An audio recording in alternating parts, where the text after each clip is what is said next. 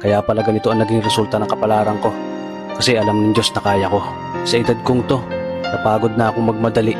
Kaya lahat ng ginagawa ko ngayon, ini-enjoy ko na lang. Siguro sa dami na rin ng aking pinagdaanan, napagtanto ko na ang buhay ay mas malawak at mas mahiwaga pa sa mga problemang dumarating sa buhay natin. Tumatanda na tayo, baka sa kakahabol natin sa masagana at maayos na buhay, ay hindi na natin nai-enjoy ang buhay. Baka nabubuhay na lang tayo dahil nape-pressure tayo sa sasabihin ng ibang tao.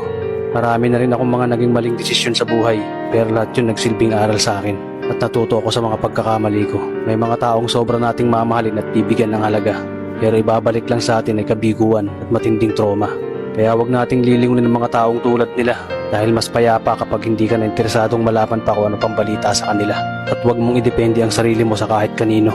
Tandaan mo, kahit sarili mong anino, iiwan ka din nito kapag madilim na ang paligid mo. Kailangan natin matutunan na huwag ikumpara ang sarili natin sa iba dahil hindi natin laban ang laban nila. Karera mo to, di nila karera. Dahil ang buhay ay hindi naman nasusukat sa kung sino ang mayaman, kundi kung sino ang payapa. Kaya galingan mo lang palagi tol dahil napakaraming tao mapanghusga, dihilahin ka pababa. At lagi mo tong tatandaan na makakatanggap ka lang ng papuri mula sa kanila kapag patay ka na.